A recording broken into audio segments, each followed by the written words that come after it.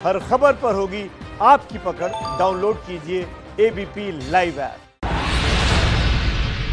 मुंबई से 80 मजदूरों को लेने उत्तर प्रदेश से आए खाली ट्रक पर मजदूरों के सोने और सामान रखने के लिए बांस बल्ली से बनाई छत। पंजाब में जालंधर में पुलिस ने मजदूरों से भरे ट्रक को रोका। पंजाब से बिहार जाने वाले करीब 55 मजदूर ट्रक में सवार थे। हर शख्स से 2200 रुपए वसूले थे। फरीदाबाद की सड़कों पर छोटे छोटे बच्चों के साथ पैदल चलते दिखे प्रवासी मजदूर। कुछ मजदूर थक हार कर सड़क किनारे बैठे दिखे। सरकार और प्रशासन पर बदइंतजामी का आरोप लगाया।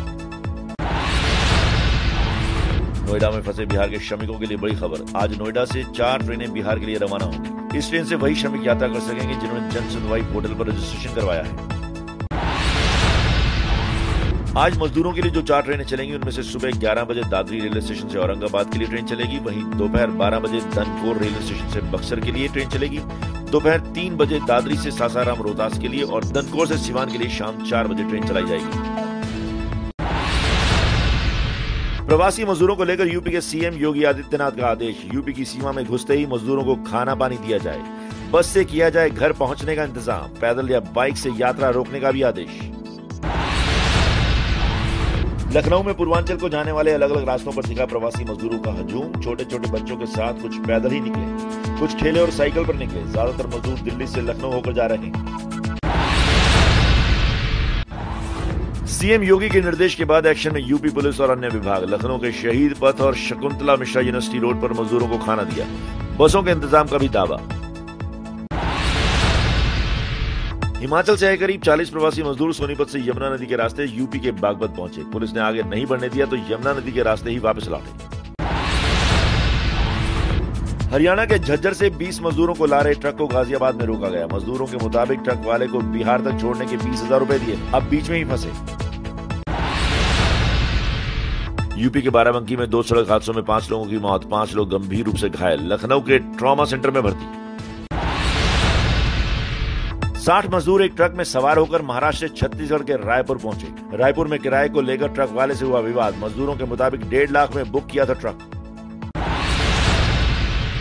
कर्नाटक के चिकमंगलुरु से उत्तर प्रदेश के गोरखपुर के लिए पैदल ही निकल पड़े प्रवासी मजदूर। कईयों के पैर में छाले पड़े। ट्रक वाले हर मजदूर से मांग रहे हैं 3 से 5,000 रुपए किराया।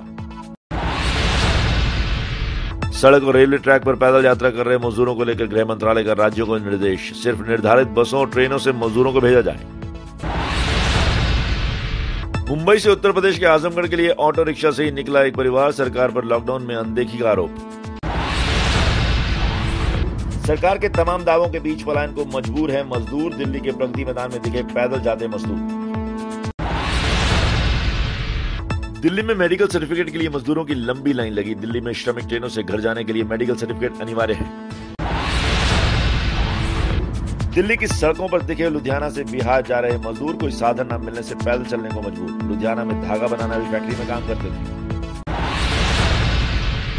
देश में तेजी से बढ़ रही है कोरोना मरीजों की तादाद। कुल संक्रमण के मामले में चीन को पीछे छोड़ने के करीब भारत में संक्रमण के कुल मामले हुए 81,970। 2,649 की अब तक मौत।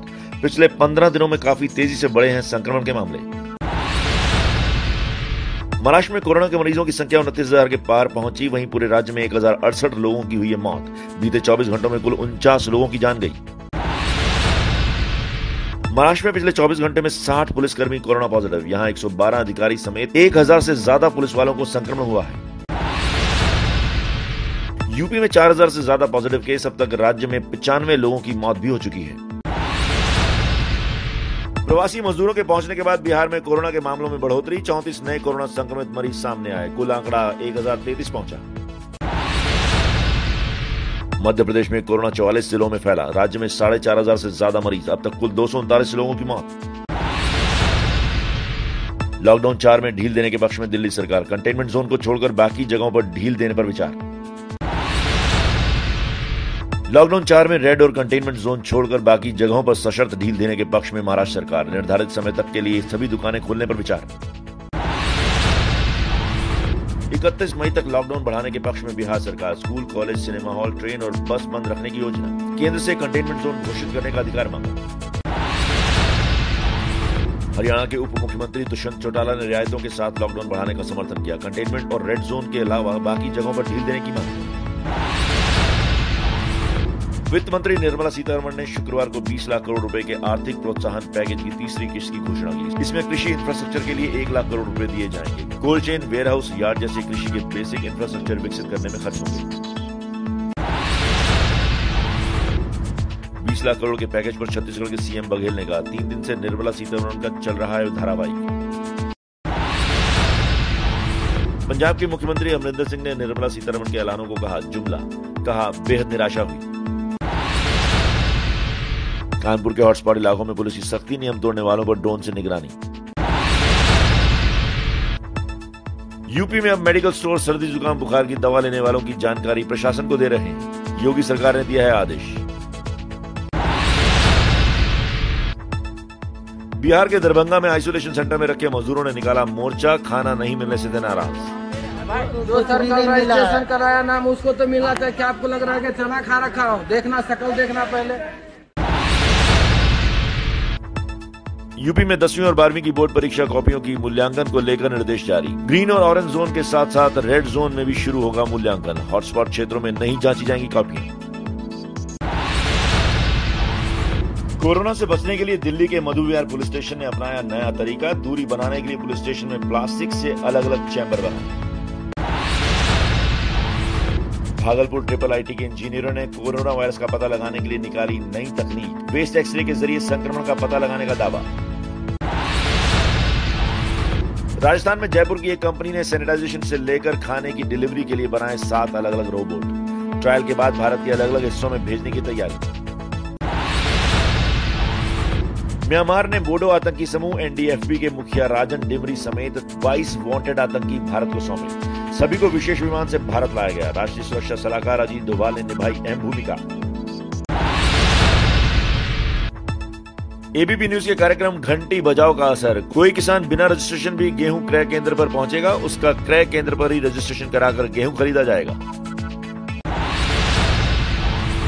बॉलीवुड अभिनेता अक्षय कुमार के चचेरे भाई सचिन कुमार का दिल का दौरा पड़ने से निधन। 42 साल के थे। टीवी सीरियल कहानी घर घर की और लज्जा में काम किया था। चीनी टेक कंपनी हुआवे के निर्यात करने पर अमेरिका ने लगाए नए प्रतिबंध। विदेश मंत्री माइक पोम्पियो बोले, हम चीन को हमारी तकनीक का इस्तेमाल हमारे खिलाफ नहीं करने देंगे।